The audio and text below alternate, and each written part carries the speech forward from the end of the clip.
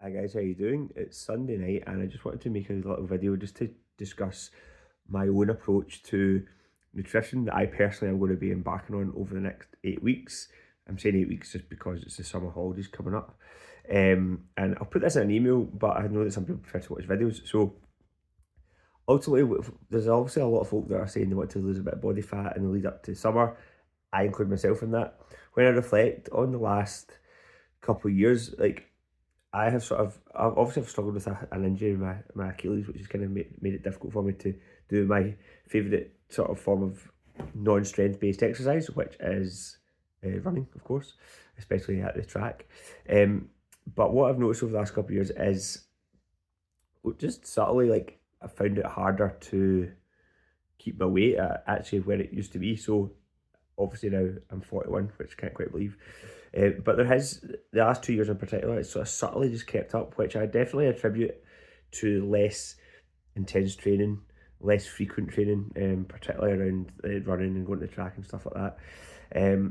But something reminded me the other day of another underlying reason. I think there's obviously multi reasons, but and it just I just realised the other day that it was only around 2 years ago, or just over 2 years ago, where I introduced more morning sessions at the shed. So up until 2 years ago, the start of 2024 is when we introduced further days. And before that, it was only two 6 a.m.s a week, but the 6 a.m.s were getting so busy that I added further days. And then I introduced the Wednesday morning cycle class not long after that.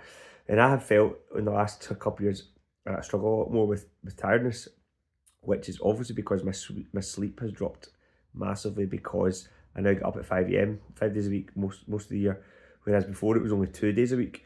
And that has definitely had a factor in terms of my eating choices.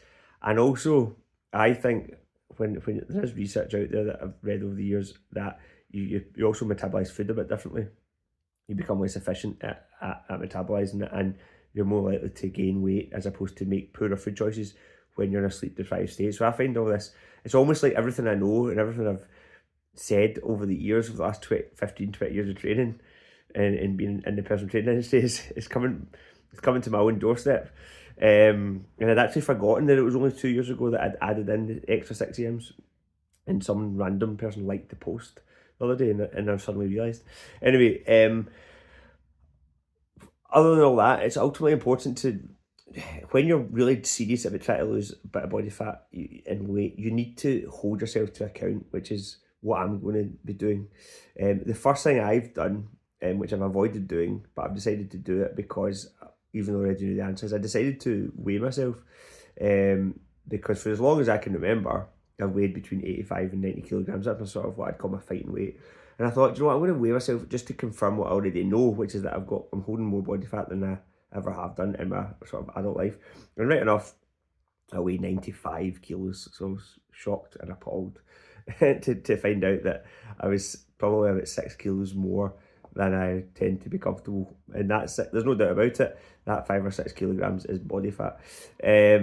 Now, I know if anyone's watching this, I've obviously over the years encouraged folk to not weigh themselves, or use weight as a main marker of progress. That still stands, especially for new people that are new to training. So it was a massive message that I'm still keen to express to anyone who's new to strength training, because when you're new to strength training, in your first year especially, you can gain a lot of muscle. It's called newbie gains. You'll gain your most muscle in your first year of strength training. So if you're someone who's maybe a stone overweight, or wants to lose a stone, inverted commas, and you've got carrying a bit of body fat and you start embarking on a strength training program and you eat quite well, it's totally possible to lose, 7 to 10 pounds of fat mass from your frame and gain 7 to 10 pounds of muscle from to your frame within, a 6 to 12 month period. I've seen it happen so often. Now, on the scales, you would think you've made zero progress, nothing's happening. But the difference of adding 7 to 10 pounds of muscle and losing 7 to 10 pounds of fat is impossibly hard to convey how different you could look, and how different you'd feel and how differently you'd perform, with that sort of change. It would be a massive shift. It would represent numerous drops in dress sizes or waist sizes and things like that. So that message still stands. But for someone like myself who's trained all their life, who's not going to dramatically increase their muscle mass. Any weight gain that I am getting is going to be body fat, so I need to face up to that. So that's the first thing. The second thing is, probably for me, it's going to be just accepting that I need to be a bit more measured when it comes to portion control, and being aware. You have to be aware of everything you're eating. So I reckon for the last couple of years, life is incredibly busy. Like, we have 5 children. Our oldest is only 11, as many of you know. Like, life is non-stop, like morning, noon, and night, like literally in the middle of the night and stuff. So all these things combine to, you kind of go down a path of not really, you just eat when you eat, and you end up eating things that you don't necessarily even think about eating. And these are the sort of things that I know a lot of people will have the same issues with, but they don't actually acknowledge it to themselves, or they don't actually really consciously think about it. They just say, well, they eat 3 healthy meals. I eat healthy. Like, I eat healthy, but I've also, obviously, over the last few years, gained weight. I still eat healthy, but it's not enough to just eat healthy. It's not enough to just hit your protein target and think that's it. Like, a lot more comes into it than that. The amount you're eating, the wee small things that you don't even consider you're eating, that you might not even think about. People that might say they don't eat that much, but you can sometimes think you're not eating that much because you're maybe in such a rush, or you just grab wee bits and pieces that you think on their own are so insignificant that they don't count. But then if you do that multiple times a day, they do count and they add up. So another thing you need to do, therefore, is to be really accountable and start, like, I'm not saying you need to track your food, because that's something I'm not really going to do, but there has to be some way of being much more aware of how much you are consuming. So for example, we do have a wee food smart weigh scaler in the house. So just be subtle things that might help, like just being aware of, like, I don't know, it depends what you're eating, obviously, but if you have a bowl of rice or a bowl of pasta, like, how much are you actually consuming? So for example, in our house, the risk is all the boys eat, maybe spaghetti bolognese. If you make spaghetti bolognese, if you're running off your feet for hours and you're in a rush, you've not had dinner yet, but you're getting really hungry, especially if you're sleep deprived, I'm kind of describing a typical day for me a lot of the time, then you will maybe just grab a wee small bowl, inverted commas, of it to keep you going before you go out to the next football run, or the next football coaching session, or the next whatever it might be. And before you know it, without even realising or thinking about it, you've probably consumed like a small meal. But because it doesn't seem like much, and because you're doing it or standing up and you're eating it in 60 seconds, it doesn't count in your head, but actually it does count. And then you're coming home late at night to then eat your actual dinner.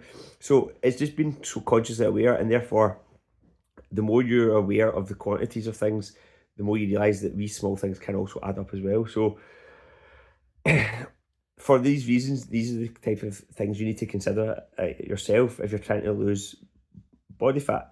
My suggestion would be to just you need to simplify it. That's what I'm going to do. That's what most folk do. We are creatures of habit.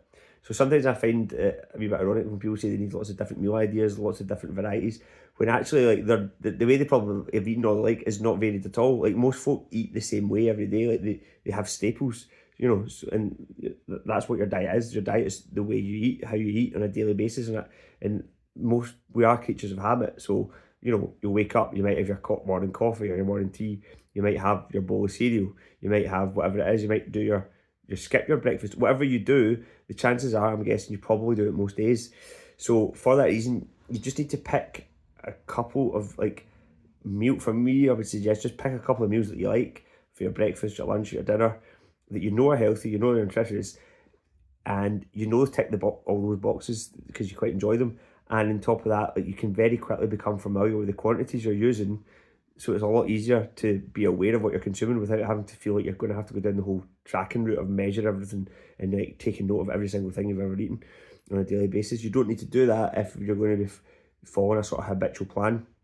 So for example, for me, I could quite happily eat chicken fajitas every night, and I now know that if I've got 3 peppers in there, all chopped up, an onion, and a chicken breast or a chicken breast and a half, a couple of wraps, then I know right away that that's a 500 or 600 calorie a meal every night. So right away I know that I've got that, and it's not going to vary much. And as long as I don't then grab some of the boys' spaghetti bolognese that's still in the pot because they've not eaten it all, then I'm on to a winner with that sort of thing at night. So you need to be strict at night to just have what you're going to have. This is one reason why intermittent fasting works well for people, not because of some magical formula in intermittent fasting, but because you're introducing a boundary, the boundary being when you eat. So for example, if you stop eating at 8 p.m, then it just means that from 8 p.m. onwards, you're not going to eat anything, so you're restricting yourself from like going in and grabbing some Maltesers or grabbing whatever. And that's where that's the restriction, that boundary, that barrier is what's actually helping, more so than some unique formula that is connected to fasting, so to speak. So it's about wee things like that. It's dead easy to work out how much you need to be eating in a day now. You don't even need these formulas, all these calorie formulas. You don't even need them. All you need to do is put in your Google AI or AI, there's loads of, just Google it and say, I weigh 95 kilos, I'm 6'1", I walk 11,000 steps a day, I want to lose 6 kilos, how much should I eat a day? And it will tell you.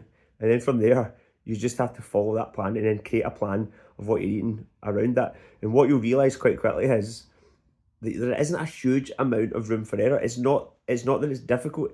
It's difficult. It's not difficult if you just stick to your plan and you stick to the meals that you know that fit in what those amounts need to be to get your protein intake right and your overall calorie intake right as well, based on what you need to be doing. And you'll be amazed at how much or how little you can actually eat out with your main meals if those meals are nutritious. But equally, if you're hitting the right protein targets and there's vegetables in there and there's fibrous carbs in there, you won't need to eat a lot more because you'll be satisfied. So these are sort of wee things that I just wanted to touch upon. I'm just kind of talking as these things come into my head, but I'm hoping that it sort of sparks a conversation in your own head and that you can start thinking about what it is you need to do to get to where you want to be. If you want some further help with this, please get in touch with me. This is the whole idea of this blog, and try to push things a bit more to get folk to really address what it is they're trying to address and make the progress that they're really wanting to make. So yeah, that's just some food for thought. I know it's a 12-minute video, not everyone's going to watch it anyway, but for those that are in a place where they want some help, it might work or help get them to the place where they will need to start.